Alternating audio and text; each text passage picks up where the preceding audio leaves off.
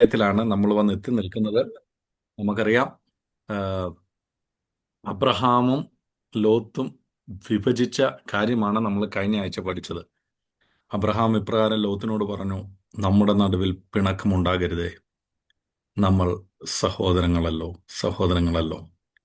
അതിനുശേഷം ഞാൻ പിന്നെയും ഈ ദൈവവചനം ധ്യാനിച്ചുകൊണ്ടിരുന്നപ്പോൾ ദൈവവചനം എന്നോട് സംസാരിച്ച ഒന്ന് രണ്ട് കാര്യങ്ങളൂടെ ആ ചാപ്റ്ററിൽ നിന്ന് തന്നെ പറയണമെന്നാണ് ഞാൻ താല്പര്യപ്പെടുന്നത്.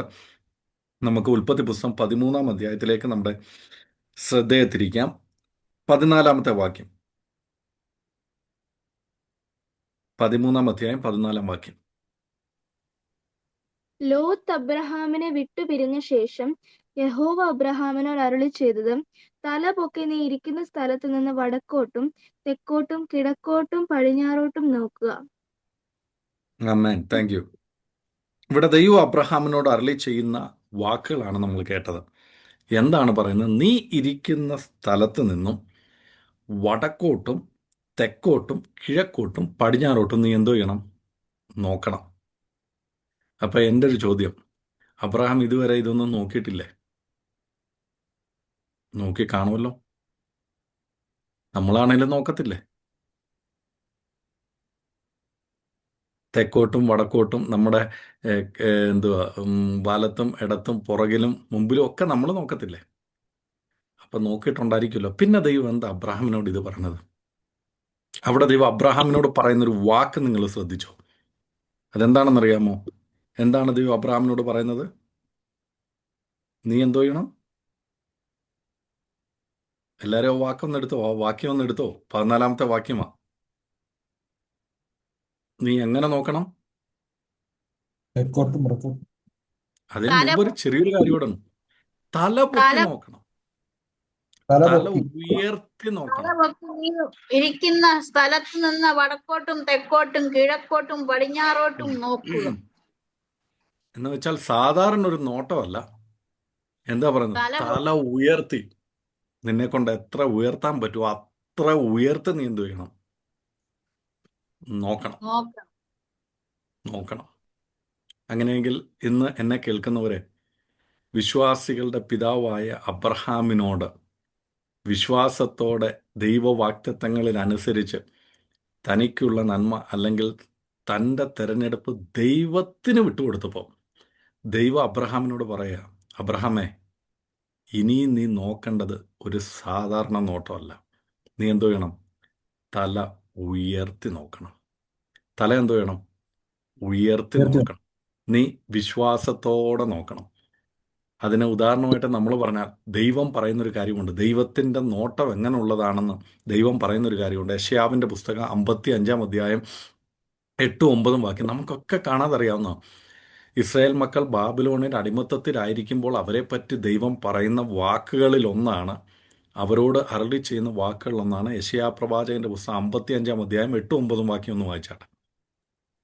എന്റെ വിചാരങ്ങൾ നിങ്ങളുടെ വിചാരങ്ങളല്ല, നിങ്ങളുടെ അല്ല. വഴികൾ എന്റെ വഴികളുമല്ല എന്ന് യഹോവ അരുളി ചെയ്യുന്നു. അതെ. അടുത്ത വാക്യൂടെ. ആകാശം ഭൂമിക്ക് മീതെ ഉയർന്നിരിക്കുന്നത് പോലെ എന്റെ വഴികൾ നിങ്ങളുടെ വഴികളിലും എന്റെ വിചാരങ്ങൾ നിങ്ങളുടെ വിചാരങ്ങളിലും ഉയർന്നിരിക്കുന്നു. കണ്ടോ? അപ്പൊ ദൈവത്തിന്റെ വഴികൾ, ദൈവത്തിന്റെ പദ്ധതികൾ, ദൈവത്തിന്റെ കാഴ്ചകളൊക്കെ എന്ത് ചെയ്യും? ഉയർന്നത്. ഇനി ഞാൻ അതിനെപ്പറ്റി ഒന്ന് എക്സ്പ്ലെയിൻ ചെയ്യാൻ പോവാം. ഇപ്പം നമ്മുടെ അവസ്ഥ നമ്മൾ നോക്കിയാൽ കാണുന്നത് എന്തായിരിക്കും? പരിതാപകരമാ, രോഗമാ, ദുഃഖമാ, പ്രയാസമാ, സാമ്പത്തിക ബുദ്ധിമുട്ടാ. ചിലവരോടൊക്കെ പറയും കടവാ. ഒരു ഒരു ഒരു എന്താ പറയുക, അതങ്ങനെ പറയുന്നത് ശരിയാണോന്ന് അറിയത്തില്ല. പച്ച മലയാളത്തിൽ തന്ന ഒരു ഗതിയും പരഗതിയും ഇല്ലാത്ത അവസ്ഥയാണെന്ന് ചിലവർ പറയും.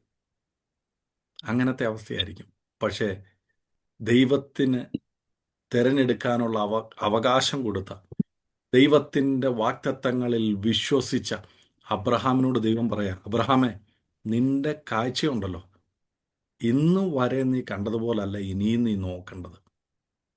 നോക്കേണ്ടത് ഒരു ഹയർ ലെവലിലുള്ള, നീ ദൈവത്തിൻ്റെ കണ്ണുകളിൽ കൂടെ നീ നിന്റെ കുടുംബത്തെ ഒന്ന് നോക്ക്. ദൈവത്തിൻ്റെ കണ്ണുകളിൽ കൂടെ നീ നിന്റെ തലമുറയൊന്ന് നോക്ക്. നമുക്കറിയാം, വിശ്വാസത്തിൻ്റെ ആദ്യ പാഠങ്ങൾ അബ്രഹാം പഠിക്കുന്നത് ഇവിടെ നിന്നാണ്. ഈ വാക്ക് എക്സ്പ്ലെയിൻ ചെയ്യണമെങ്കിൽ കുറച്ചധികം നമ്മൾ പറയേണ്ടത് വരും. ഈ വാക്ക് എന്താണെന്ന് നമ്മളെ മനസ്സിലാക്കണമെങ്കിൽ നമുക്ക് പറയാൻ ഏറ്റവും എക്സ്പ്ലനേഷൻ അല്ലെങ്കിൽ ഏറ്റവും ഈസി ആയിട്ട് നമുക്ക് മനസ്സിലാക്കാൻ കഴിയുന്ന വാക്കാണ് എബ്രായ ലേഖനം 11 അധ്യായം 1 അത് ഇപ്രകാരമാണ്: വിശ്വാസം എന്നതോ ആശിക്കുന്നതിൻ്റെ ഉറപ്പും കാണാത്ത കാര്യങ്ങളുടെ നിശ്ചയമാകുന്നു. അല്ലേ?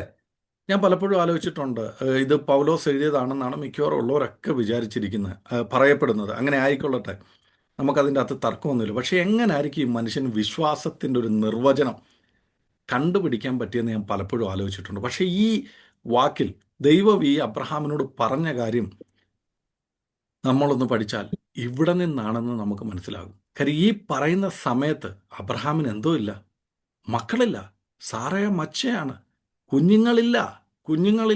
അധികം 1, 2, 3, 4 ചാപ്റ്റർ കഴിയുമ്പോഴാണ് ഒരു കുഞ്ഞു പോലും ജനിക്കുന്നത്. ഇപ്പൊ അബ്രഹാമിന് ഏകദേശം ഒരു 75-ാമത്തെ വയസ്സിൽ ദൈവം വിളിച്ചു കൂടി വന്നവർ 80 വയസ്സെന്ന് കൂട്ടിക്കും. ഇനിയും കിടക്കുന്നു 20 വർഷം കൂടെ. ഇപ്പം മക്കളില്ല. കുഞ്ഞുങ്ങളുണ്ടോ എന്ന് ചോദിച്ചാൽ ഇല്ല. കൂട്ടത്തിലുണ്ടായിരുന്ന മകനെ പോൽ ആയിരുന്ന ജ്യേഷ്ഠന്റെ മകനായ ലോത്ത് തന്നെ വിട്ടുപോയി. ഇനിയും തന്നെ അനന്തരാവകാശി ആരാ? അതിനെപ്പറ്റി അബ്രഹാം 19-ാമത്തെ അധ്യായത്തിൽ പറയുന്നുണ്ട് തന്റെ അനന്തരാവകാശി ആരാണെന്ന്. ആ വാക്ക് നിങ്ങൾക്കറിയാമെന്നാണ് ഞാൻ വിശ്വസിക്കുന്നത്. അബ്രഹാം 19-ാം അധ്യായത്തിൽ പറയുന്നൊരു കാര്യമുണ്ട്. എന്താണെന്നറിയാമോ? ദൈവം അബ്രഹാമിന് പ്രത്യക്ഷപ്പെടുകയാണ്. അബ്രഹാമിന് പ്രത്യക്ഷപ്പെടുമ്പോൾ അബ്രഹാം നിരാശനായിട്ട് ദൈവത്തോട് പറയുന്ന ഒരു വാക്ക് 19-ാം അധ്യായത്തിലുണ്ട്.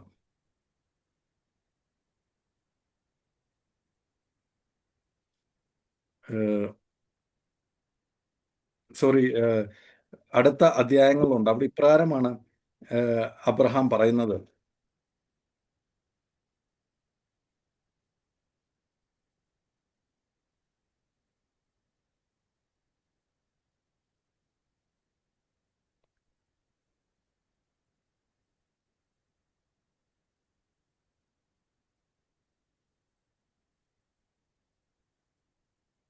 പതിനഞ്ചാമത്തെ അധ്യായം അവിടെ പറയുകയാണ്: അതിൻ്റെ ശേഷം അബ്രഹാമിന് ദർശനത്തിൽ യഹോവയുടെ അരുളപ്പാടുണ്ടായി, അബ്രഹാമെ ഭയപ്പെടേണ്ട. അപ്പോൾ അബ്രഹാം പറയുന്ന വാക്കുകളാണ് 3-ാം വാക്യത്തിൽ പറയുന്നു: എനിക്ക് സന്തതി തന്നിട്ടില്ലല്ലോ, എൻ്റെ വീട്ടിൽ ജനിച്ച ദാസൻ എൻ്റെ അവകാശിയാകുന്നു എന്ന് അബ്രഹാം പറഞ്ഞു. കണ്ടോ? അപ്പൊ അബ്രഹാം ഇപ്പോഴും തൻ്റെ അവകാശിയായിട്ട് കണ്ടിരിക്കുന്ന ആരെയാ? തൻ്റെ ദാസനെയാ. കണ്ടോ? നേരത്തെ ഒന്നുമില്ലേലും ഈ സ്വത്തൊക്കെ അനുഭവിക്കാൻ ചേട്ടൻ്റെ മോൻ അല്ലെങ്കിൽ മകന് തുല്യനായിട്ട് ഒരാളുണ്ടായിരുന്നു. ഇപ്പൊ അബ്രഹാം പറയുന്ന കാര്യം ആരാണെന്നറിയാമോ? എലിയാസറിനെ പറ്റിയാണ് ഈ പറയുന്നത്. നിരാശനായ അദ്ദേഹം ഇരിക്കുന്നു, മക്കളില്ല.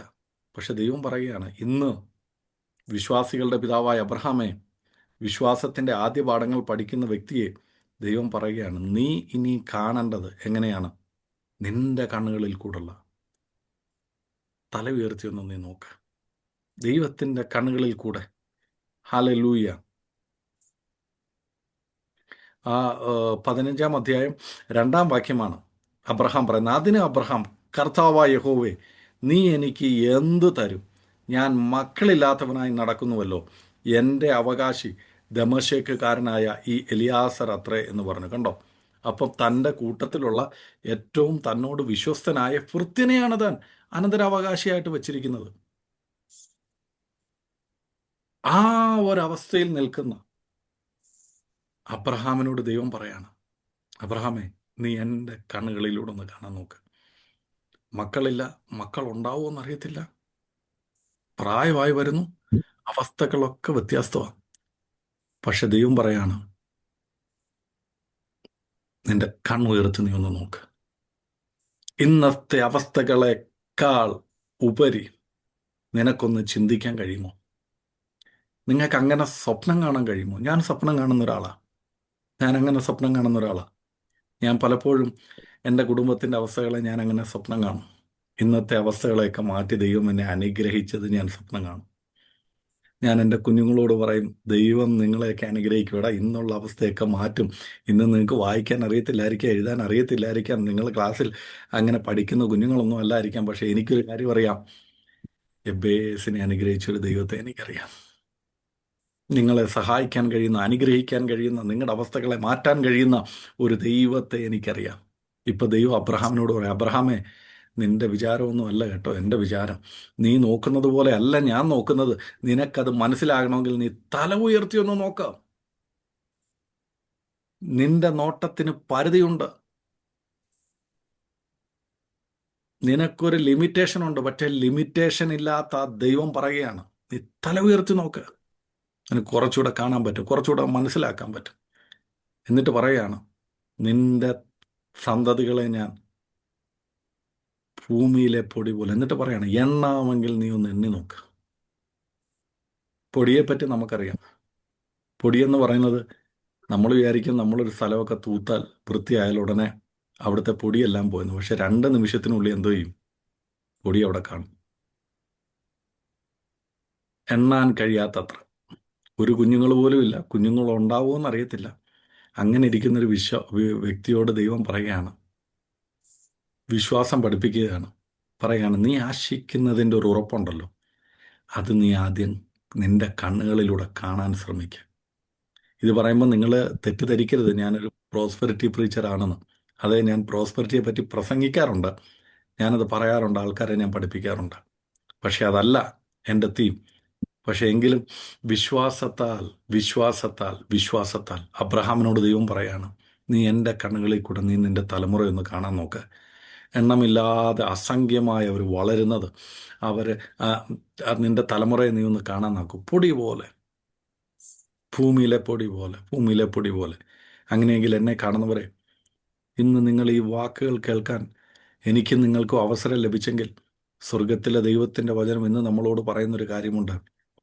നമ്മുടെ ആ നോർമൽ നോട്ടമൊന്നും മാറ്റിയിട്ട് ഇന്ന് തല ഉയർത്തി ഒരു ഹയർ ഗ്രേഡിലുള്ള ദൈവത്തിൻ്റെ കണ്ണുകളിൽ കൂടെ നമ്മുടെ തലമുറകളെ ഒന്ന് കാണാൻ നിങ്ങൾ ശ്രമിക്കുക.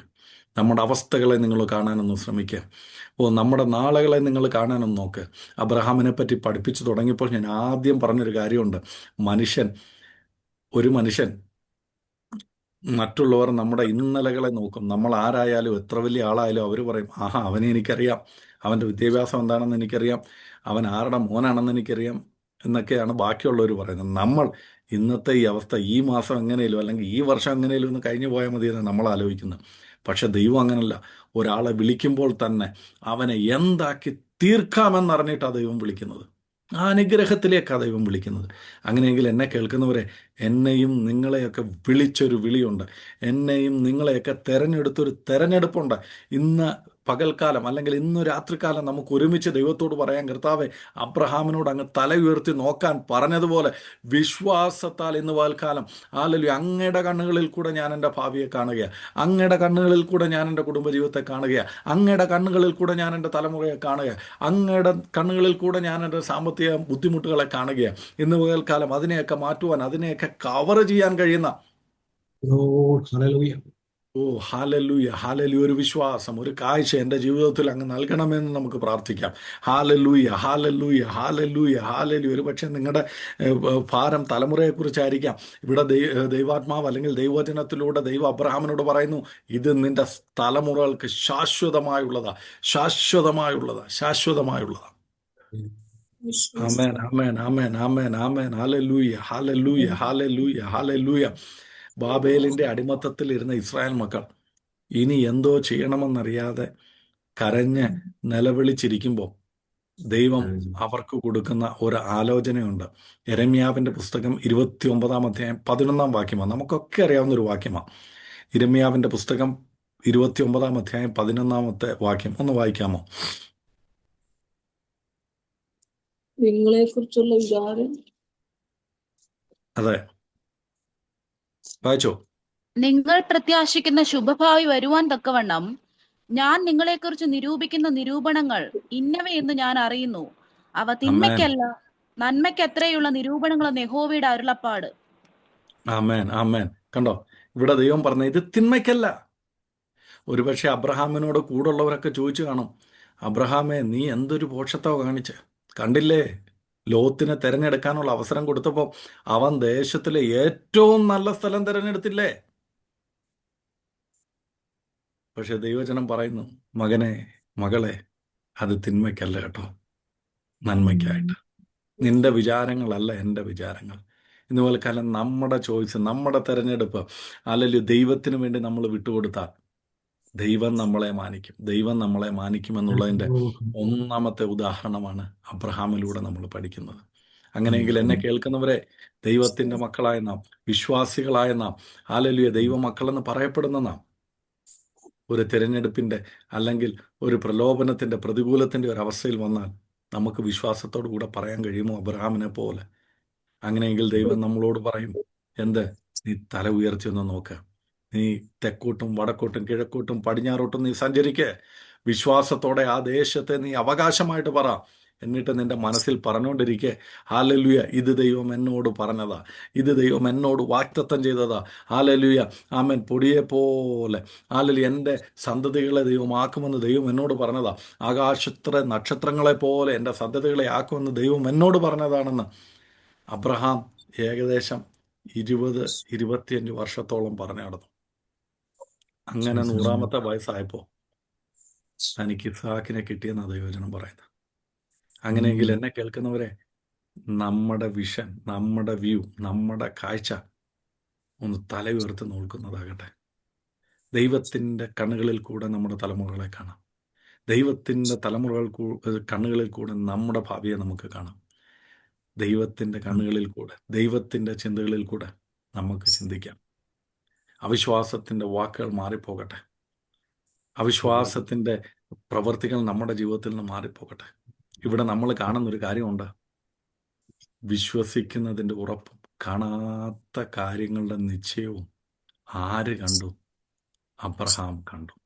അബ്രഹാം കണ്ടു. അതുകൊണ്ട് അപ്പോസ്തലനായ പൗലോസ് എബ്രായ ലേഖനം 11-ാം അധ്യായം 1-ാം വാക്യത്തിൽ എഴുതി വച്ചിരിക്കുന്നത്, വിശ്വാസം എന്നതോ ആശിക്കുന്നതിൻ്റെ ഉറപ്പാണ്. ഇന്ന് അബ്രഹാമിന് മക്കളുണ്ടാകുമെന്നുള്ള ഉറപ്പില്ല. 15-ാം അധ്യായം വരുമ്പോഴും ദൈവത്തോട് പറയുന്നത് എന്ത്?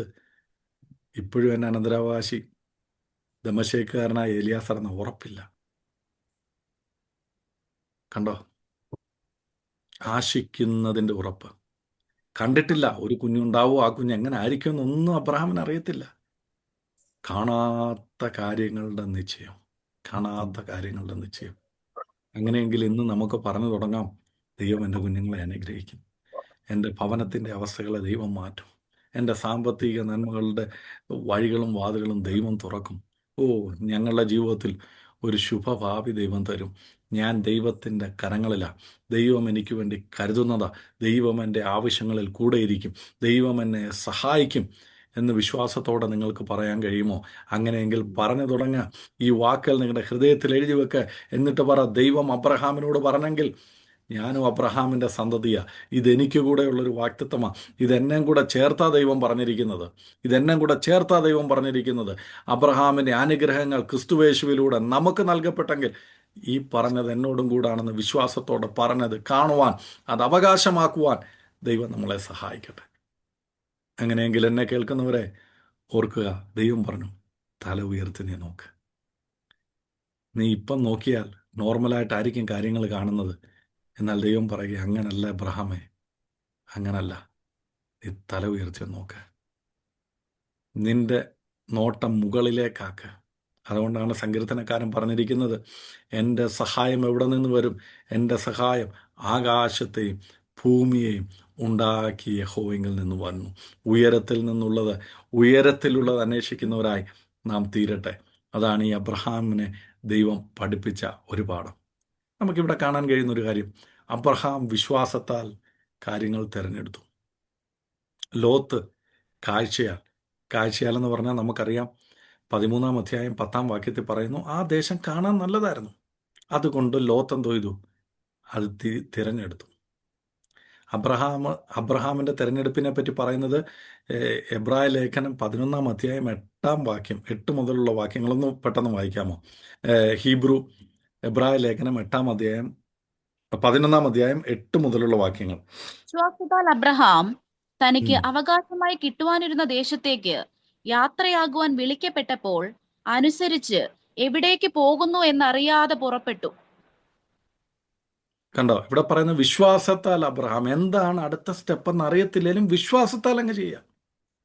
അതാണ് വിശ്വാസിയുടെ ഏറ്റവും നല്ലൊരു ക്വാളിറ്റി. ഒരു വിശ്വാസിയുടെ ഏറ്റവും നല്ലൊരു ക്വാളിറ്റി അതാണ്. ദൈവത്തിൽ അവൻ വിശ്വസിക്കുന്നത്.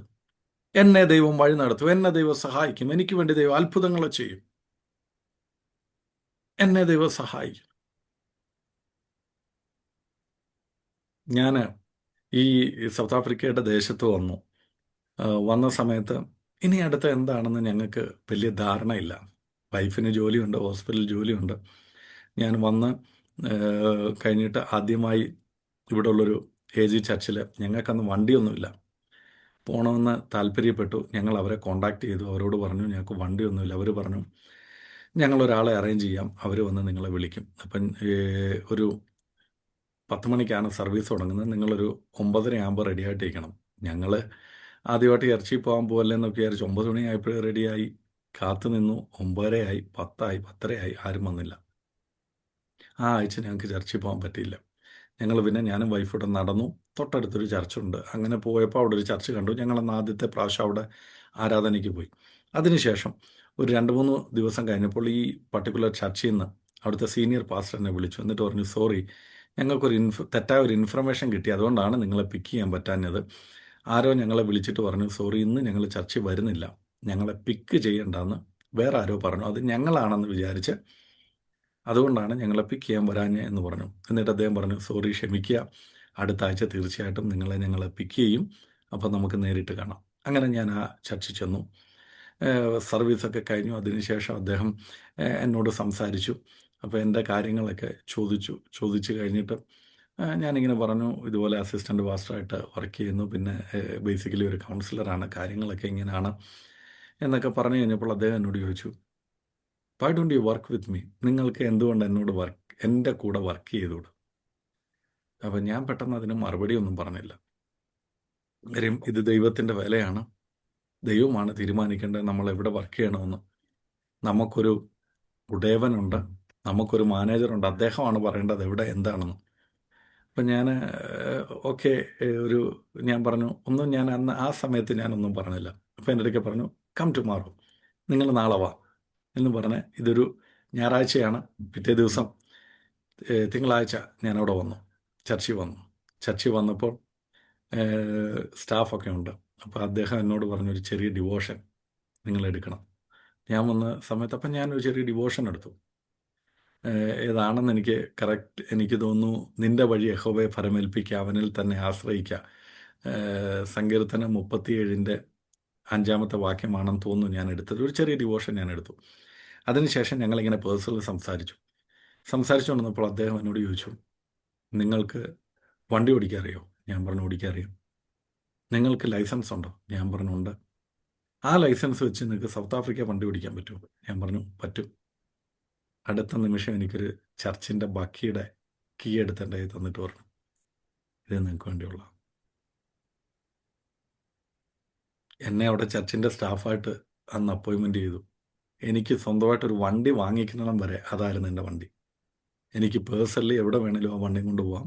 രാവിലെ ഞാൻ ചർച്ചിൽ വന്ന സമയത്ത് അതവിടെ ഇടും, ചർച്ചിലെ ആവശ്യങ്ങൾക്ക് വേണ്ടി അത് ഓടും. അതിനുശേഷം തിരിച്ച് ഞാൻ വീട്ടിൽ വരുമ്പോൾ എനിക്കിപ്പോഴും മനസ്സിലാകാത്തൊരു കാര്യമുണ്ട്. എന്തിനാണ് ജീവിതത്തിൽ ആദ്യമായിട്ട് കാണുന്ന ഒരാൾക്കൊരു വണ്ടി അദ്ദേഹം കൊടുത്തതെന്ന്. പിന്നീട് എനിക്കത് മനസ്സിലായി. ഒരിക്കൽ അദ്ദേഹം ഞങ്ങളുടെ കമ്മിറ്റി മെമ്പേഴ്സിൻ്റെ മുമ്പിൽ, ചർച്ചിൻ്റെ ഒരു കമ്മിറ്റി ഉണ്ട്, എല്ലാവരും കൂടെ കൂടിയിരുന്നാണ് തീരുമാനിക്കുന്നത്. ഒരാളെ എടുക്കണമെങ്കിലൊക്കെ ഇൻ്റർവ്യൂ കഴിഞ്ഞാൽ അവിടെ പറയണം, അങ്ങനെ. അപ്പോൾ അദ്ദേഹം എന്നെ ചർച്ചിൻ്റെ കമ്മിറ്റിയുടെ മുമ്പിൽ ഇൻട്രൊഡ്യൂസ് ചെയ്തപ്പോൾ അദ്ദേഹം പറഞ്ഞൊരു വാക്ക് ഇപ്പോഴും എൻ്റെ ഹൃദയത്തിലുണ്ട്. അദ്ദേഹം പറഞ്ഞ ഇപ്രകാരമാണ്, ഞാൻ ഇവനുമായിട്ട് സംസാരിച്ചുകൊണ്ടിരുന്നപ്പോൾ എൻ്റെ ഉള്ളിൽ എൻ്റെ ആത്മാവ് സംസാരിച്ചു തുടങ്ങി. എൻ്റെ ഉള്ളിൽ ദൈവാത്മാവിൻ്റെ ഒരു സാന്നിധ്യം ഉണ്ടായി. അന്നേരം ഞാൻ മനസ്സിലാക്കി, ഇവൻ എൻ്റെ കൂടെ വേണമെന്ന്. അപ്പം നിങ്ങൾ വിചാരിക്കും ഞാൻ ഏതാണ്ട് വലിയ ജോലിയായിരിക്കും അവിടെ ചെയ്തതെന്ന്. ഒന്നുമല്ലായിരുന്നു. എൻ്റെ ജോലി എന്താണെന്നറിയാമോ?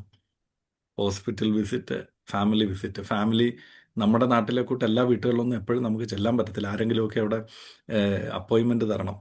ഞങ്ങളുടെ വീട്ടിൽ ഇന്ന് വന്ന് പ്രാർത്ഥിക്കണമെന്ന് പറഞ്ഞാൽ പ്രാർത്ഥിക്കാം. അല്ലെങ്കിൽ ആരെങ്കിലും ഹോസ്പിറ്റലിൽ അഡ്മിറ്റായി, ഇവിടെ നിന്നും ഹോസ്പിറ്റലിൽ അഡ്മിറ്റ് ആയാൽ ഒരാൾ പറയാതെ നമുക്ക് പോയി പ്രാർത്ഥിക്കാൻ പറ്റത്തില്ല. അപ്പം എനിക്ക് പ്രത്യേകിച്ച് ഇതൊക്കെ ഉള്ളൂ എൻ്റെ ജോലി. അതിനുശേഷം എൻ്റെ ഏറ്റവും വലിയ ഇമ്പോർട്ടൻ്റ് ആയിട്ടുള്ള ജോലി എന്ന് വെച്ചാൽ ഞങ്ങളുടെ സർവീസ് 10 മണിക്ക് തുടങ്ങും. ഞാൻ രാവിലെ വരും. ഒരു 9 മണിയൊക്കെ ആകുമ്പോൾ ചർച്ചിൻ്റെ കീ എല്ലാം എൻ്റെ കയ്യിൽ ഉണ്ടായിരുന്നു. എനിക്കൊരു സെറ്റ് കീ ഒക്കെ തന്നു. നേരെ വന്ന് ഞങ്ങളുടെ ഡയറക്ടർ, മെയിൻ പാസ്റ്റർക്ക് ഒരു റൂമൊക്കെ ഉണ്ട് അവിടെ ഇരുന്ന് പ്രാർത്ഥിക്കുക. അതായിരുന്നു എൻ്റെ ജോലി. ദൈവം ഞങ്ങളെ അനുഗ്രഹിച്ചു. അങ്ങനെ ഞങ്ങളെ ഈ ദേശത്ത് മാനിച്ചു. ഇന്ന് ഞാൻ ആ ചർച്ചിൻ്റെ സ്റ്റാഫാണ്. ഈ നിമിഷം വരെ വേറെ പല ഓപ്പർച്യൂണിറ്റികളൊക്കെ വന്നിട്ടും ഞാനത് കളയാഞ്ഞതിൻ്റെ ഒരു കാരണം അത് തന്നെ. ഇന്നും ഞാൻ അവിടെ വർക്ക് ചെയ്യുന്നു. ഇന്നും ഞാൻ രാവിലെ പോയിട്ട് വൈകുന്നേരമാണ്, ഉച്ചയ്ക്ക് ശേഷമാണ് വന്നത്. ദൈവം ഞങ്ങളെ നടത്തുന്നു. കഴിഞ്ഞ 13 വർഷമായി. എന്നെ കേൾക്കുന്നവരെ, നമുക്ക് പലപ്പോഴും ഇനി അടുത്തത് എന്തെന്ന് അറിയത്തില്ലായിരിക്കാം. പക്ഷെ ഒന്നോർക്കുക, വിശ്വാസത്താലാണ് നമ്മൾ ചുവടെടുത്ത് വെക്കുന്നതെങ്കിൽ നമുക്ക് വേണ്ടി കരുതുന്ന ഒരു ദൈവമുണ്ട്. നമുക്ക് വേണ്ടി കരുതുന്ന ഒരു ദൈവമുണ്ട്. Hallelujah, hallelujah. ദൈവം ഞങ്ങളെ അനുഗ്രഹിച്ചു. എല്ലാം ഒരു സാധാരണക്കാരന് എന്തെല്ലാം ഈ ദേശത്ത് വേണോ അതെല്ലാം ദൈവം ഞങ്ങൾക്ക് നൽകി ഞങ്ങളെ മാനിച്ചു. അത് വേറൊന്നും കൊണ്ടല്ല, ദൈവത്തിൻ്റെ കരങ്ങളിൽ അന്നും ഇന്നും ഞങ്ങൾ താഴ്ന്നിരുന്ന്, ഞാൻ എപ്പോഴും പറയുന്നൊരു കാര്യമുണ്ട്, ദൈവമേ നിൻ്റെ ഹിതമാണെങ്കിൽ മാത്രം അത് മതി, സംഭവിച്ചാൽ മതി. വിഷമമൊക്കെ ഉണ്ടാകും, ഭാരമൊക്കെ ഉണ്ടാകും, പ്രയാസമൊക്കെ ഉണ്ടാകും. ചിലപ്പോൾ നമ്മൾ ദൈവത്തോട് ചോദിച്ചെന്നിരിക്കും, ദൈവമേ ഇതെന്താ ഇങ്ങനെ, ദൈവം മറുപടി തന്നില്ലെന്നും ഇരിക്കും.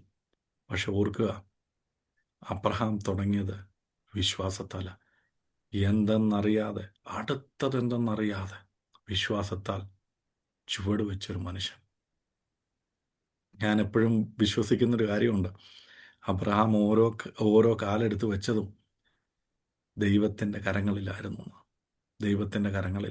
അങ്ങനെ ദൈവത്തിൽ ഒരാൾ വിശ്വസിച്ച് ചുവടുകൾ മുമ്പോട്ട് വെച്ചാൽ ദൈവത്തിന് അവരെ കരുതാതെ വേറെ നിവൃത്തിയില്ല. പ്രിയമുള്ളവരെ, വേറെ നിവൃത്തിയില്ല.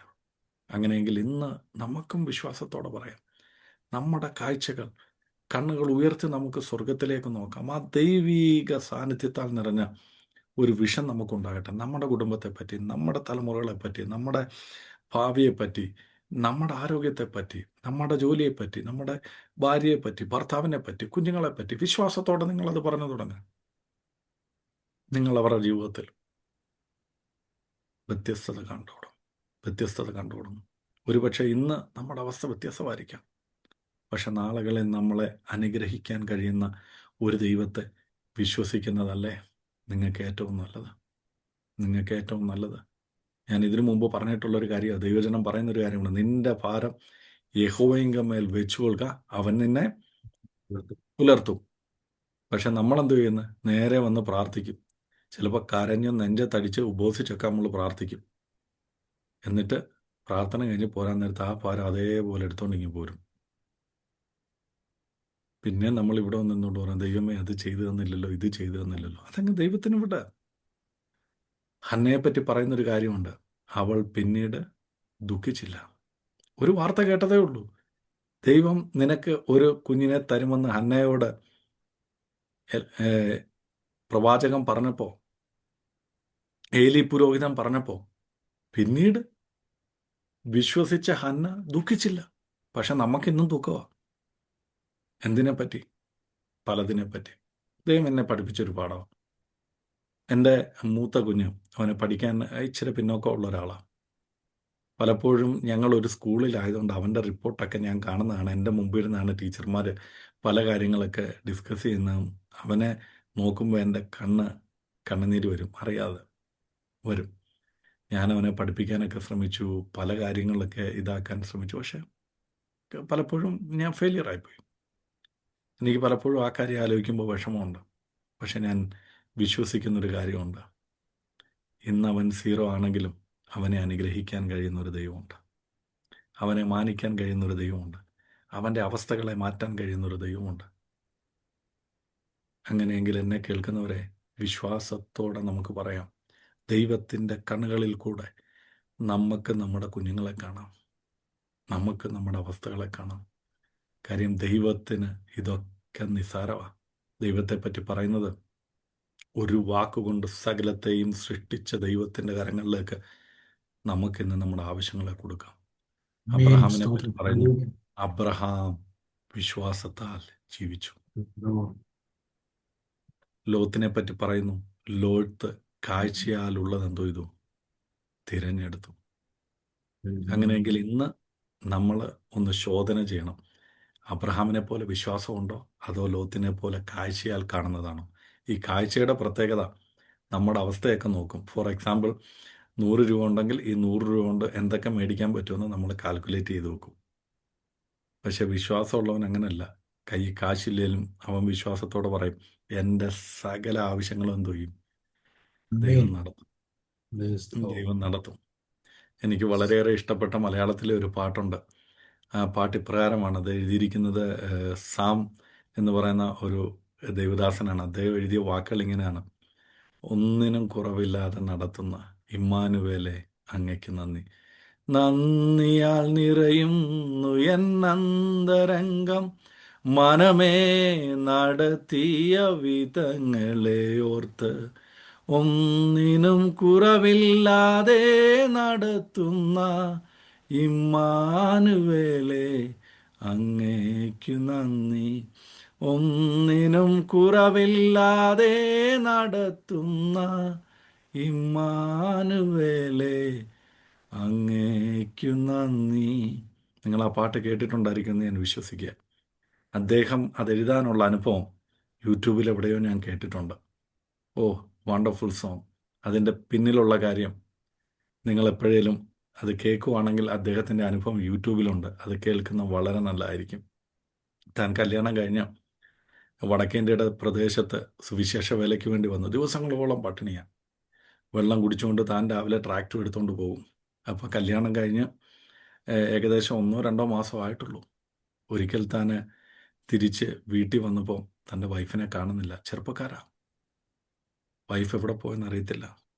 താൻ ആകെപ്പാടെ വിഷമിച്ച് അടുത്തുള്ളവരോടൊക്കെ ചോദിച്ചു. അവരാരും പറഞ്ഞു ഞങ്ങൾ കണ്ടില്ല. അങ്ങനെ താൻ നേരെ ഓടി അടുത്തുള്ള റെയിൽവേ സ്റ്റേഷനിൽ ചെല്ലുമ്പോൾ ആ റെയിൽവേ സ്റ്റേഷൻ്റെ ഇരുണ്ട വെളിച്ചത്തിൽ താൻ തന്നെ വൈഫ് അവിടെ നിൽക്കുന്നത് കണ്ടു.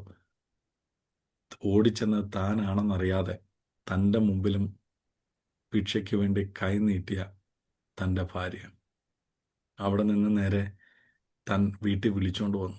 കാര്യം ആഹാരമില്ല ദിവസങ്ങളായി കഴിക്കാൻ. അടുത്ത വരികളൊക്കെ ഭയങ്കര മനോഹരമാണ്. അതിനുശേഷം വർഷങ്ങൾക്ക് ശേഷം ഒരു ദൈവാത്മാവിൻ്റെ ഇടപെടലുണ്ടാക്കിയപ്പോൾ താൻ എഴുതി വെച്ച വാക്കുകളാണ് ഇത്: ഒന്നിനും കുറവില്ലാതെ നടത്താൻ കഴിയുന്ന ദൈവം. എന്നെ കേൾക്കുന്നവരെ, വിശ്വാസത്തോടെ നമുക്ക് പറയാം, അബ്രഹാമിൻ്റെ പാത നമുക്ക് തിരഞ്ഞെടുക്കാം. കാഴ്ചയാലുള്ളത് തിരഞ്ഞെടുത്താൽ എന്തൊക്കെയാണ് വരും വരായികളെന്ന് ഈ അധ്യായം നമ്മളെ പഠിപ്പിക്കുന്നുണ്ട്. അടുത്ത 2-3 അധ്യായം നമ്മളെ പഠിപ്പിക്കുന്ന കാര്യം വിശ്വാസത്തിൻ്റെ പാതയെ തിരഞ്ഞെടുത്ത അബ്രഹാമിൻ്റെ ജീവിതത്തിലുണ്ടായ മാറ്റം. കാഴ്ചയാൽ, അതായത് മുന്നിൽ കണ്ടത് നല്ലതെന്ന് തോന്നിയ പാത തിരഞ്ഞെടുത്ത ലോത്തിന് ഉണ്ടായ അവസ്ഥ. നിങ്ങൾക്ക് സമയം കിട്ടുമ്പോൾ ഇനി 13 തൊട്ടുള്ള അധ്യായങ്ങളൊന്ന് വായിച്ചു നോക്കണം, എന്തൊക്കെയാണ് അവിടെ സംഭവിച്ചതെന്ന്. അടുത്തതായിട്ട് നമുക്ക് കാണാൻ കഴിയുന്ന ഒരു കാര്യം, അബ്രഹാമിനോട് ദൈവം പറയുകയാണ്, ഞാൻ ഈ സ്ഥലം സ്ഥിരമായി നിന്റെ തലമുറയ്ക്ക് തരും. അബ്രഹാം അവിടെ സ്ഥിരമായിട്ട് കനാൻ ദേശത്ത് പാർത്തു. 13 അധ്യായം 12 വാക്യം നമ്മളോട് പറയുന്നൊരു കാര്യമുണ്ട്. എന്താണെന്നറിയാമോ? അബ്രഹാം കനാൻ ദേശത്ത് പാർത്തു. ദൈവം കൊടുത്ത സ്ഥലത്ത് ആര് പാർത്തു? അബ്രഹാം പാർത്തു. അപ്പം ലോത്തിനെ പറ്റി പറയുന്നുണ്ട്. 13:12 എന്തുവായി? സോദോം തെരഞ്ഞെടുത്തു.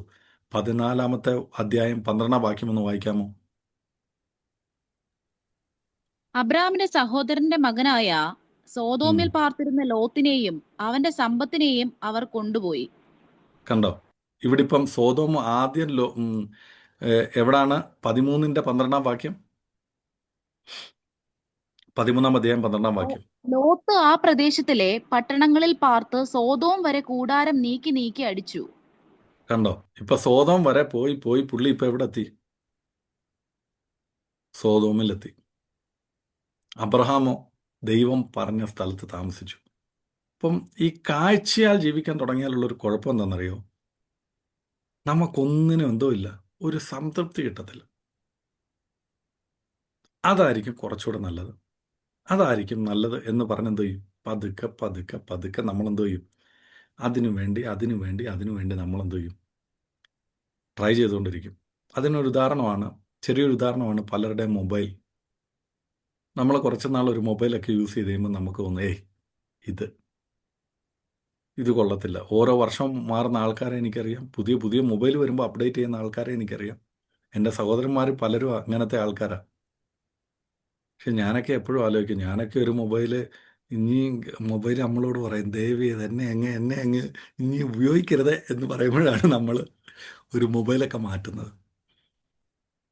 അത് എൻ്റെ ഒരു ഇതായിരിക്കാം അങ്ങനെ. പക്ഷെ മറ്റു പലരും അങ്ങനല്ല. എന്നെ കേൾക്കുന്നവരെ, കാണുന്നവരെ, നമ്മുടെ ജീവിതം വിശ്വാസത്താലാകട്ടെ. അബ്രഹാമിനോട് ദൈവം പറഞ്ഞ സ്ഥലത്ത് അബ്രഹാം പാർത്തപ്പോൾ ലോത്ത് ചെയ്തെന്താ? കൂടാരം മാറ്റി മാറ്റി മാറ്റി മാറ്റി അടിച്ച് എവിടം വരെ എത്തി? സോതോമിൻ്റെ അടുത്തായിരുന്നു. ഇപ്പം പുള്ളി സോതോമിൻ്റെ അകത്തായി. കണ്ടോ? കാഴ്ചയാൽ ജീവിക്കുന്നവനും വിശ്വാസത്താൽ ജീവിക്കുന്നവനും തമ്മിലുള്ളൊരു വ്യത്യാസം. അടുത്ത അവരുടെ ദൈവമായിട്ടുള്ള ബന്ധത്തെപ്പറ്റി പറയുകയാണെങ്കിൽ, നമുക്ക് ഇനി അടുത്ത അധ്യായങ്ങൾ മുതൽ ഈ 13-ാം അധ്യായം, 14-ാം അധ്യായം, 15-ാം അധ്യായത്തിൻ്റെ 1-ാം വാക്യത്തിലൊക്കെ നമുക്ക് കാണാൻ പറയുന്നു, ദൈവം അബ്രഹാമിനെ അരുളി ചെയ്തു. ദൈവം അബ്രഹാമിന് പ്രത്യക്ഷനായി. എന്ന് വെച്ചാൽ ദൈവം പറഞ്ഞു കേട്ട് വിശ്വാസത്തോടെ ജീവിക്കാൻ തുടങ്ങിയപ്പോൾ ദൈവം അടിക്കടിക്ക് അബ്രഹാമിന് വന്ന് എന്തോ ചെയ്തു? ഇൻസ്ട്രക്ഷൻ കൊടുക്കാൻ തുടങ്ങി, പ്രത്യക്ഷപ്പെടാൻ തുടങ്ങി, അരുളപ്പാട് കൊടുക്കാൻ തുടങ്ങി. പക്ഷേ ലോത്തിൻ്റെ കാര്യമോ? ഒരു കാര്യം പറയുന്നില്ല. ദൈവീക ബന്ധത്തെക്കുറിച്ച് പുള്ളിക്കാരൻ്റെ ലൈഫിൽ ഒന്നും ബൈബിൾ പറയുന്നില്ല. പിന്നെ അവസാനം നമ്മൾ കാണുന്നത് സോദോം ഗോമോറ നശിക്കുന്നതിന് മുമ്പ് വന്ന 2 ദൂതന്മാരുടെ കാര്യമാണ്. കണ്ടോ? ദൈവീക ബന്ധം. വിശ്വാസത്താൽ ജീവിക്കുന്നവൻ എപ്പോഴും എന്തുകൊണ്ട്? ഒരു ദൈവിക ബന്ധമുണ്ട്, ദൈവിക അരുളപ്പാടുണ്ട്, ദൈവിക സാന്നിധ്യം അവൻ്റെ കൂടെ ഉണ്ട്. ദൈവം അവന് വഴി പറഞ്ഞു കൊടുക്കും. പക്ഷെ കാഴ്ചയാൽ ജീവിക്കുന്നവനോ? അവൻ്റെ കാഴ്ച അതിലൊന്നുമല്ല. എങ്ങനെ ഒരു കെട്ടിടം ഉണ്ടാക്കാം, എങ്ങനെ സെറ്റിലാകാം. അപ്പം ദൈവിക കാര്യങ്ങളെക്കാൾ ഉപരി കാഴ്ചയാൽ ജീവിക്കുന്നവന് തൻ്റെ ലൈഫിനെ പറ്റിയുള്ള കാഴ്ചയായിരിക്കും ഏറ്റവും കൂടുതൽ. ദൈവിക ബന്ധത്തെക്കാൾ അധികം ബാക്കിയുള്ള കാര്യങ്ങളായിരിക്കും പുള്ളി ഇമ്പോർട്ടൻസ് കൊടുക്കുന്നത്. ഇനി അവരുടെ ആരാധനയുടെ കാര്യത്തിൽ നോക്കിയാലോ, നമുക്ക് കാണാൻ കഴിയുന്നു ഈ അധ്യായത്തിൽ തന്നെ 13-ാം അധ്യായം 18-ാം വാക്യത്തിൽ നമുക്ക് കാണാൻ കഴിയുന്നു അബ്രഹാം ദൈവത്തെ ആരാധിച്ചു. അതിനുശേഷം നമുക്ക് കാണാൻ കഴിയുന്നു അബ്രഹാം യാഗപീഠം പണിതു ദൈവത്തെ ആരാധിച്ചു. ചെല്ലുന്നിടത്തെല്ലാം, പോകുന്നിടത്തെല്ലാം, സമയം കിട്ടുമ്പോഴൊക്കെ അല്ലെങ്കിൽ ദൈവത്തെ ആരാധിക്കുന്ന, യാഗപീഠം പണിയുന്ന ഒരു വ്യക്തിയായിട്ട് അബ്രഹാം മാറി. ലോത്തിനെ പറ്റിയോ? ഒന്നും നമുക്ക് പറയാനില്ല. കണ്ടോ? വിശ്വാസത്താൽ ജീവിക്കുന്നവൻ അവൻ ദൈവത്തിന് പ്രയോറിറ്റി കൊടുത്ത് മുന്നോട്ട് പോകുമ്പോൾ കാഴ്ചയാൽ ജീവിക്കുന്നവന് അതൊരു വലിയ ഇമ്പോർട്ടൻ്റ് അല്ലെന്നേ. ഈ ആഴ്ച പോയില്ലെങ്കിൽ എന്താണെന്നൊക്കെയാണ് ചോദിക്കുന്നത്. ഇപ്പോൾ എല്ലാവർക്കും കൂടെ അവധി കിട്ടിയൊരു സമയം, അന്നേരമാണോ പ്രാർത്ഥനയ്ക്ക് പോകുന്നത് ചോദിക്കുന്നത്. ഉപവാസ പ്രാർത്ഥന അടുത്ത മാസം വരുമല്ലോ എന്നൊക്കെയാണ് പറയുന്നത്. ആരാധനയ്ക്ക് മുൻതൂക്കം കൊടുക്കുന്ന അബ്രഹാമും, ആരാധന എന്താണെന്ന് അറിയാവുന്ന അബ്രഹാമിൻ്റെ കൂടെ നിന്ന് പഠിച്ച് അതിൽ നിന്ന് കാഴ്ചയുടെ ലോകത്തിൽ ജീവിക്കുന്ന ലോത്തും.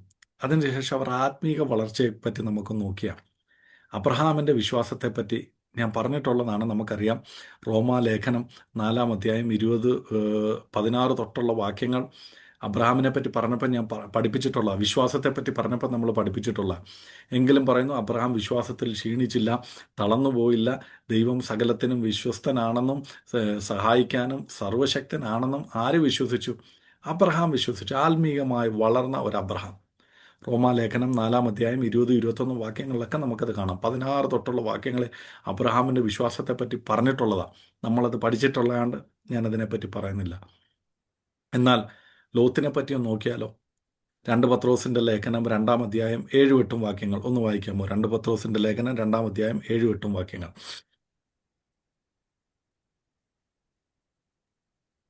അധർമ്മികളുടെ ഇടയിൽ വസിച്ചിരിക്കുമ്പോൾ നാൾതോറും അധർമ്മ പ്രവൃത്തി കണ്ടും കേട്ടും തന്റെ നീതിയുള്ള മനസ്സിൽ നൊന്ത് അവരുടെ ദുഷ്കാമ പ്രവൃത്തിയാൽ വലഞ്ഞു പോയ നീതിമാനായ ലോത്തിനെ വിടുവിക്കുകയും ചെയ്തു.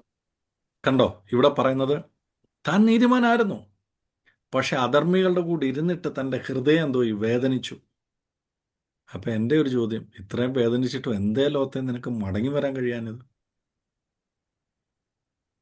കാര്യം വിശ്വാസത്തെക്കാൾ ഉപരി കാഴ്ച, ഏതാ? സമ്പത്ത്, സ്റ്റാറ്റസ്, അതൊക്കെ നോക്കി ജീവിക്കുന്ന ഒരു ലോകത്ത്. എന്നാൽ അബ്രഹാമിനെ പറ്റി പറയുന്നു, ഒന്നുമില്ല, ഒന്നുമില്ല. അബ്രഹാമിന്റെ വിശ്വാസത്തെ പറ്റി പറയുന്നത് മരിച്ചവരെ ഉയർപ്പിക്കുകയും ഇല്ലാത്തതിനെ ഉള്ളതിനെ പോലെ വിളിച്ചു വരുത്തും ദൈവത്തിൽ വിശ്വസിച്ചു. തൻ്റെ പ്രായമെന്നും തൻ്റെ വൈഫിൻ്റെ പ്രായം എന്തെന്നും അറിഞ്ഞിട്ടും തൻ്റെ വൈഫിൻ്റെ, അതായത് ഭാര്യയുടെ ഗർഭപാത്രത്തിൻ്റെ നിർജീവത്വം ഗ്രഹിച്ചിട്ടും ദൈവത്തെ വിശ്വസിച്ചു എന്നാണ് പറയുന്നത്. ഇവിടെ ഒരു മനുഷ്യനെ കണ്ടോ? ഇവിടെ എല്ലാം കണ്ടും കേട്ടും പുള്ളി സൈലൻ്റ് ആയിട്ട് അതങ്ങനെ ജീവിക്കുന്നു. കണ്ടോ ആത്മീയത എവിടെ നിൽക്കുന്നു? വിശ്വാസത്താൽ ജീവിക്കുന്നവനാണ് പടിപ്പടി ഉയർന്ന് ദൈവത്തിൽ ബലപ്പെട്ട് ദൈവത്തിൽ ശക്തിപ്പെട്ട് നിൽക്കുമ്പോൾ ഇവിടെ ഒരു വ്യക്തി ഇത് കണ്ടും കേട്ടും പ്രതിരോധിക്കാൻ കഴിയാതെ നീതിമാനായ വ്യക്തി തളർന്നു പോകുന്ന ഒരവസ്ഥ. ഇനി കുടുംബത്തിൻ്റെ അവസ്ഥ നോക്കിയാലോ. കുടുംബത്തെ ദൈവഭക്തിയിലേക്ക് നയിക്കാൻ വിളിക്കപ്പെട്ട ഒരു വ്യക്തിയാണ് അബ്രഹാമെന്ന് ഉൽപ്പത്തി പുസ്തകം 18-ാം അധ്യായം 19-ാം വാക്യം നമ്മളെ പഠിപ്പിക്കുന്നു. 18-ാം അധ്യായം 19-ാം വാക്യം ഒന്ന് വായിച്ചാട്ടെ. യഹോവ അബ്രഹാമിനെ കുറിച്ച് അരുളി ചെയ്തത് അവന് നിവർത്തിച്ചു കൊടുപ്പാൻ തക്കവണ്ണം അബ്രഹാം തന്റെ മക്കളോടും തനിക്ക് പിമ്പുള്ള കുടുംബത്തോടും നീതിയും ന്യായവും പ്രവർത്തിച്ചുകൊണ്ട് യഹോവയുടെ വഴിയിൽ നടപ്പാൻ കൽപ്പിക്കേണ്ടതിന് ഞാൻ അവനെ തെരഞ്ഞെടുത്തിരിക്കുന്നു. കണ്ടോ, ഇവിടെ പറയുന്ന ദൈവം പറയുന്ന വാക്കുകളാ. വരുന്ന തലമുറകൾക്ക് മാതൃകയായി നിൽക്കേണ്ടതിന്, പഠിപ്പിക്കേണ്ടതിനും വേണ്ടി എന്തോ ചെയ്തു? അബ്രഹാമിനെ ദൈവം നിലനിർത്തി. പക്ഷേ ലോത്തിൻ്റെ കാര്യമോ? 19-ാം അധ്യായം 26-ാം വാക്യം, ആ 19-ാം അധ്യായം 30 തൊട്ട് 38 വരെയൊക്കെയുള്ള വാക്യം സത്യം പറഞ്ഞാൽ നമുക്ക് പബ്ലിക്കലി വായിക്കാൻ തന്നെ ലജ്ജയാവുന്ന കാര്യങ്ങളാണ്. തൻ്റെ മക്കളുടെ കാര്യങ്ങൾ, തൻ്റെ കുടുംബത്തിൻ്റെ അവസ്ഥ കണ്ടോ. വിശ്വാസത്താൽ ജീവിച്ചവനെ ദൈവം വിശ്വാസത്താൽ നിർത്തി. എന്നിട്ട് പറയാണ്, നീ തലമുറകൾക്ക് മാതൃകയായി വരും തലമുറകൾക്ക് പറഞ്ഞു കൊടുക്കാൻ വേണ്ടി ഞാൻ നിന്നെ അനുഗ്രഹിച്ച് നിർത്തിയിരിക്കുന്നു. കാര്യം നിന്റെ വിശ്വാസം എന്നിലായതുകൊണ്ട്. കാഴ്ചയാൽ നോക്കിയവൻ എന്ത് സംഭവിച്ചു?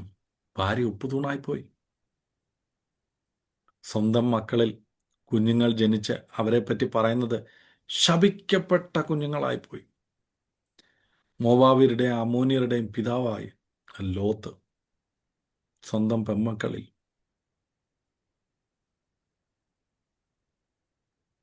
ആവർത്തന പുസ്തകം 23 അധ്യായം 3-ാം വാക്യ ഇപ്രകാരമാണ് പറയുന്നത്. അമ്മോന്യരെയും മോവാബ്യരെയും കുറിച്ച് പറയുന്നൊരു കാര്യമുണ്ട്. അവരെന്തോ ശപിക്കപ്പെട്ടവരാ.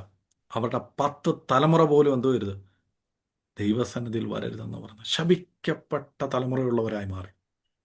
എന്നാൽ അബ്രഹാമിനെ പറ്റി പറഞ്ഞാൽ അബ്രഹാം അനുഗ്രഹിക്കപ്പെട്ട തലമുറ. ഇന്നും നമ്മൾ പ്രാർത്ഥിക്കുമ്പോൾ പറയുന്നൊരു കാര്യമാണ്, അബ്രഹാമിൻ്റെ, ഇസാക്കിൻ്റെ, യാക്കോവിൻ്റെയും ദൈവമേ. കണ്ടോ, ലോത്തിനെ പറ്റി അങ്ങനെ പറഞ്ഞാൽ ശപിക്കപ്പെട്ട തലമുറകളുടെ പിതാവെന്ന പേര് മാത്രമേ ഉള്ളൂ. പിതാവെന്ന പേര് മാത്രമേ ഉള്ളൂ. തനിക്ക് കുടുംബം നഷ്ടപ്പെട്ടു, ഭാര്യ ഉപ്പുതൂണായിപ്പോയി. ഇനി സമ്പത്തിൻ്റെ കാര്യം പറഞ്ഞാലോ. വിശ്വാസത്താൽ ജീവിച്ചവനെ പറ്റി ദൈവത്തിൻ്റെ വചനം പറയുന്നു. 24-ാം അധ്യായം ജെനസിസ് 24-ന്റെ 35 ഒന്ന് വായിക്കാമോ?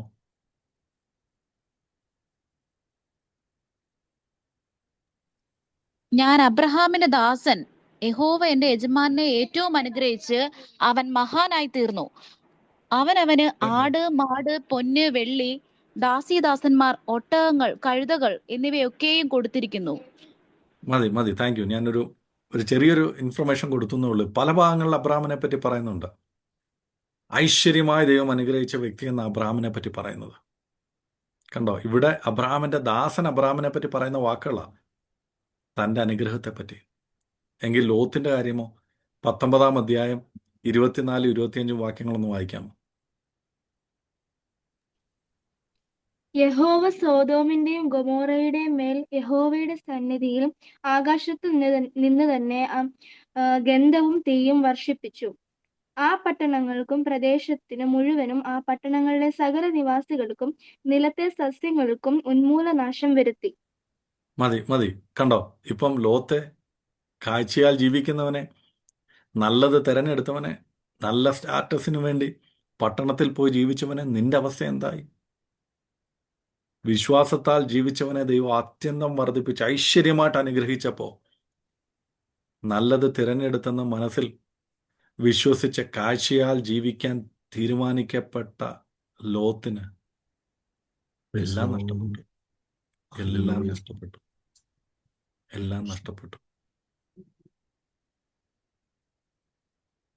Amazed. നമ്മൾ കണ്ടതുപോലെ ശപിക്കപ്പെട്ട തലമുറയുടെ പിതാവായി മാറിയപ്പം അബ്രഹാമിനെ പറ്റി ദൈവം പറയുന്ന വാക്കുകളുണ്ട്.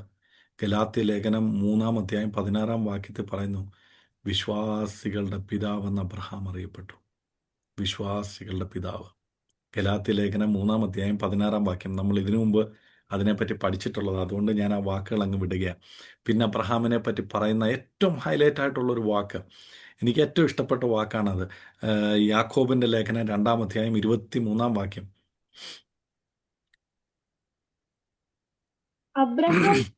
അബ്രഹാം ദൈവത്തെ വിശ്വസിക്കുകയും അതവന് നീതിയായി കണക്കിടുകയും ചെയ്തു എന്നുള്ള തിരുവെഴുത്ത് നിവൃത്തിയായി. അവൻ ദൈവത്തിന് സ്നേഹിതൻ എന്ന് പേർ പ്രാപിച്ചു. കണ്ടോ? ആ വാക്ക് നിങ്ങൾ വായിച്ചു കണ്ടുവെന്ന് ഞാൻ വിശ്വസിക്കുക. ദൈവത്തിൽ വിശ്വസിച്ചതുകൊണ്ട്, വാഗ്ദത്തങ്ങൾ പ്രാപിച്ചതുകൊണ്ട് അബ്രഹാമിൻ്റെ വിളിപ്പേരെന്തായി മാറി? ദൈവത്തിൻ്റെ സ്നേഹിതൻ, അല്ലെങ്കിൽ വിശ്വാസികളുടെ പിതാവ്. പക്ഷെ ലോകത്തെ നിനക്കെന്താ സംഭവിച്ചത്? സകലതും നശിച്ചു, കുടുംബം നശിച്ചു, തലമുറകൾ ശപിക്കപ്പെട്ടവരായി മാറി. കണ്ടോ? വിശ്വാസവും വിശ്വാസത്താലുള്ള ജീവിതവും കാഴ്ചയാലുള്ള ജീവിതവും.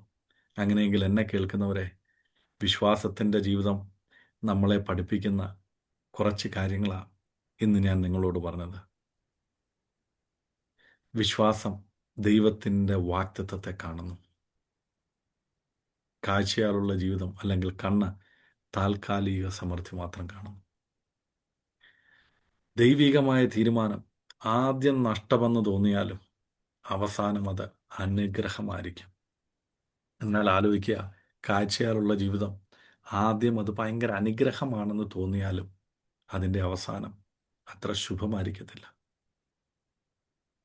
നമ്മുടെ ഒരു പഴയ പാട്ടുണ്ട്, അതിപ്രകാരമാണ് പറയുന്നത്: ആദിങ്കൽ കൈപ്പാകിലും അന്ത്യമോ മധുരമത്രേ, ആദിങ്കൽ കൈപ്പാകിലും അന്ത്യമോ മധുരമത്രേ. അങ്ങനെയാണ് നമ്മുടെയൊക്കെ ജീവിതം. തുടങ്ങിയതൊന്നുമില്ലാത്തതിൽ നിന്നായിരിക്കാം, പക്ഷെ മധുരമാക്കി തീർക്കാൻ കഴിയുന്ന, അനുഗ്രഹമാക്കി തീർക്കാൻ കഴിയുന്ന ഒരു ദൈവത്തെ പറ്റിയാണ് നമ്മൾ കേട്ടത്. Praise God. അടുത്ത ലോത്തിനെ പറ്റി ഹൈലൈറ്റ് ചെയ്യേണ്ട, എടുത്തു പറയേണ്ട ഒരു കാര്യം എന്താണെന്നറിയോ?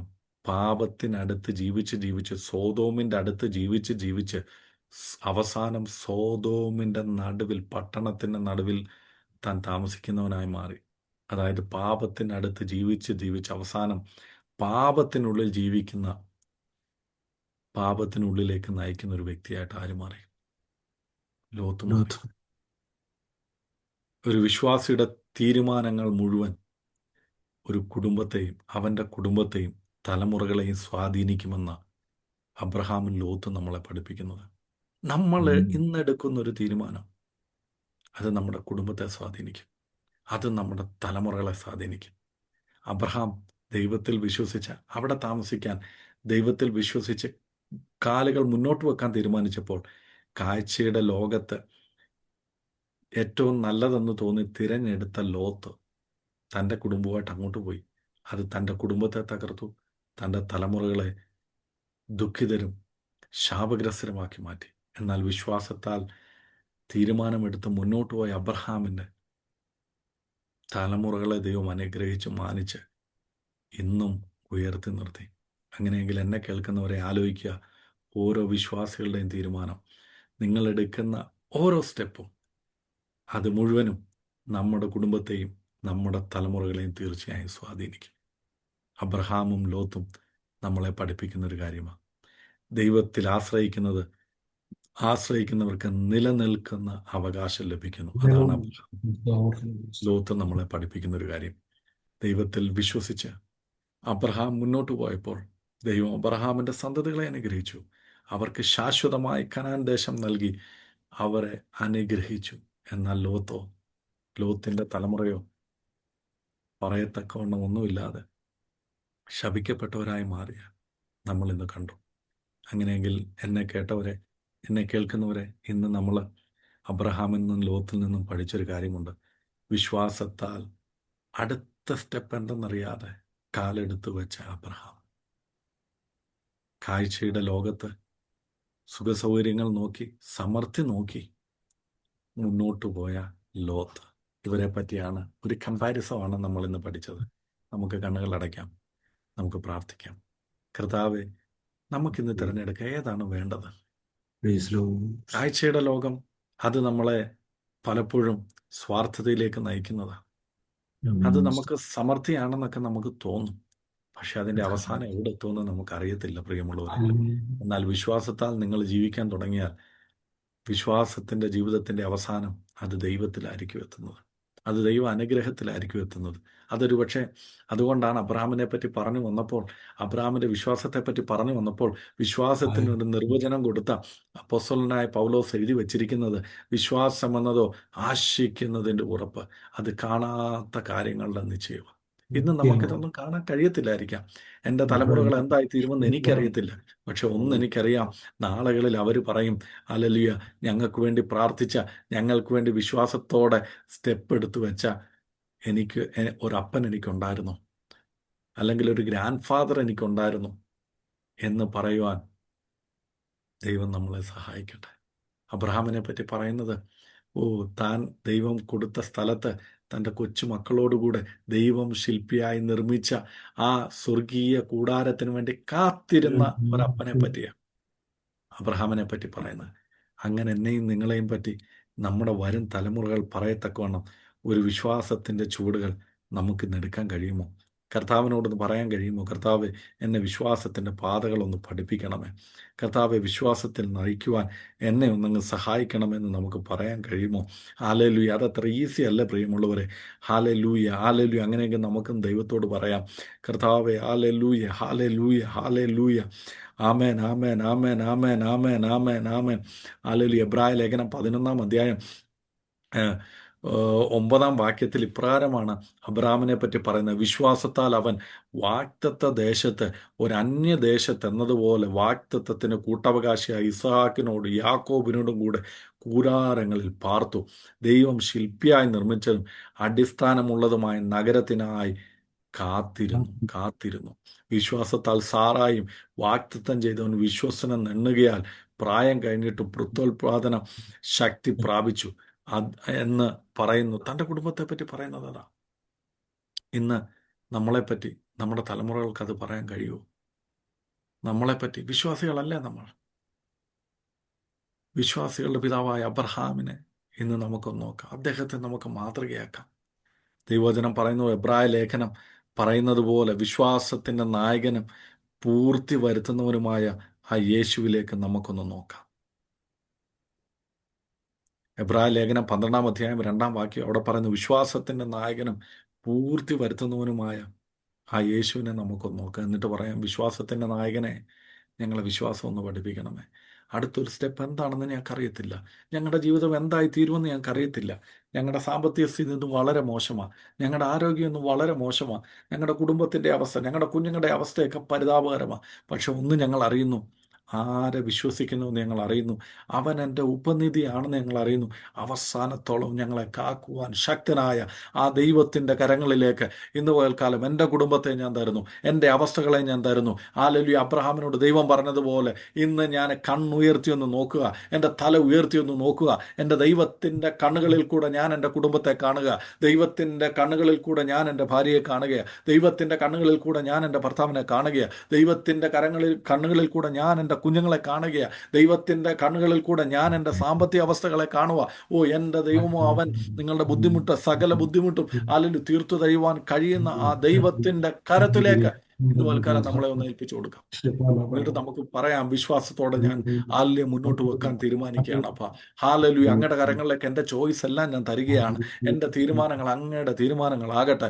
ഓ എൻ്റെ ഹിതമല്ല, അങ്ങയുടെ ഹിതം എൻ്റെ ജീവിതത്തിൽ സംഭവിക്കട്ടെ. ഓ അബ്രഹാമിൽ നിന്ന് നമ്മൾ പഠിച്ച പാഠമത, അല്ലെങ്കിൽ ലോത്തിൽ നിന്ന് നമ്മൾ കണ്ട കാര്യം, ഓ വിശ്വാസത്താൽ അല്ലാതെ കാഴ്ചയാൽ ജീവിച്ചൊരു മനുഷ്യൻ, തകർന്നു പോയൊരു മനുഷ്യൻ, അല്ലെങ്കിൽ ശപിക്കപ്പെട്ട തലമുറകളുള്ള ഒരു മനുഷ്യനായി പിന്നീട് അറിയപ്പെട്ടു. എന്നാൽ അബ്രഹാമിനെ ദൈവം വിളിച്ച് തലമുറകൾക്ക് അനുഗ്രഹമായി അബ്രഹാമിന്റെ, ഇസാക്കിന്റെ, യാക്കോബിന്റെ ദൈവം എന്ന് പറയത്തക്കവണ്ണം വിശ്വാസികളുടെ പിതാവായി ദൈവത്തിന്റെ സ്നേഹിതനായി ഉയർത്തിയതുപോലെ ഇന്ന് ഈ കേൾക്കുന്ന ഓരോ വ്യക്തി ജീവിതങ്ങളെയും ദൈവം അനുഗ്രഹിക്കട്ടെ. നാളുകളിൽ നമ്മുടെ തലമുറകൾ പറയത്തക്കവണ്ണം എനിക്ക് പ്രാർത്ഥിക്കുന്ന, ഓ ഞങ്ങളെ വിശ്വാസത്തിലേക്ക് നയിച്ച, ഞങ്ങൾക്ക് വിശ്വാസം പകർന്നു തന്ന, ഓ ഹല്ലേലൂയ ഒരു അപ്പൻ ഉണ്ടായിരുന്നു, ഒരു അമ്മ ഉണ്ടായിരുന്നു, ഹല്ലേലൂയ ഒരു ഗ്രാൻഡ് ഫാദർ ഉണ്ടായിരുന്നു, ഒരു ഗ്രാൻഡ് മദർ ഉണ്ടായിരുന്നു എന്ന് പറയത്തക്കവണ്ണം വിശ്വാസത്തിൽ വളരുവാൻ ദൈവം നമ്മളെ സഹായിക്കട്ടെ. അതിനുവേണ്ടി നമുക്കൊരു തീരുമാനമെടുക്കാം. നമുക്കതിനു വേണ്ടി ജീവിക്കാം. നമുക്ക് ദൈവത്തോട് പറയാം, കർത്താവേ ഈ വിളി എല്ലാവർക്കും ഉള്ളതാണല്ലോ, ഇതങ്ങ് ഞങ്ങളെ അനുഗ്രഹിച്ച അനുഗ്രഹമാണല്ലോ. ക്രിസ്തുയേശുവിലൂടെ അബ്രഹാമിന്റെ അനുഗ്രഹം ഞങ്ങൾക്കുള്ളതാണല്ലോ. ഞങ്ങളത് ഏറ്റെടുക്കുന്നപ്പം വിശ്വാസത്തിന്റെ ചൂടുകൾ വെച്ച് അങ്ങയുടെ മുഖത്തേക്ക് മാത്രം നോക്കി ജീവിപ്പാൻ അങ്ങ് കർത്താവെ അടിയനെയും ഈ കേട്ട ഓരോ വ്യക്തി ജീവിതങ്ങളെയും ഇനിയും കർത്താവ് ഇത് കേൾക്കുന്നവരെയും അങ്ങ് സഹായിക്കണം. ഞങ്ങളെ അനുഗ്രഹമായി അങ്ങ് നിർത്തും. ഞങ്ങളുടെ തലമുറകളെ അങ്ങ് അനുഗ്രഹിക്കും. ആകാശത്തിലെ നക്ഷത്രങ്ങളെ പോലെ, ഭൂമിയിലെ പൊടി പോലെ. ഹല്ലേലൂയ കർത്താവ്, ആമേൻ. അങ്ങ് അബ്രഹാമിന്റെ, ഇസാക്കിന്റെ, യാക്കോബിന്റെ സന്തതികളെ അനുഗ്രഹിച്ചതുപോലെ ഞങ്ങളുടെ സന്തതികളെ അനുഗ്രഹിക്കും. അവരെ മറ്റുള്ളവർക്ക് അനുഗ്രഹമാക്കി ഞങ്ങളെ അങ്ങ് തീർക്കും. അങ്ങ് ഞങ്ങളുടെ പ്രാർത്ഥനയും യാചനയും കേട്ടിരിക്കാൻ സ്തോത്രം. യേശുവിൻ നാമത്തിൽ തന്നെ ആമേൻ, ആമേൻ, ആമേൻ. ദൈവം എല്ലാവരെയും ധാരാളമായിട്ട് അനുഗ്രഹിക്കട്ടെ. അടുത്ത ആഴ്ച നമുക്ക് കാണാം. ഓർക്കുക, അബ്രഹാമും ലോത്തും വിശ്വാസത്താലും കാഴ്ചയാലും ജീവിച്ച വ്യക്തി ജീവിതങ്ങളെ പറ്റിയാണ് നമ്മൾ പഠിച്ചത്. ആ അധ്യായങ്ങൾ നിങ്ങൾ വായിക്കുക. ദൈവം നിങ്ങളോട് സംസാരിക്കട്ടെ. വിശ്വാസത്തിൻ്റെ ചുവടുകളെ വെപ്പാൻ ദൈവം നമ്മളെ എല്ലാവരെയും സഹായിക്കട്ടെ. Thank you so much. Thank you, sir. Thank you.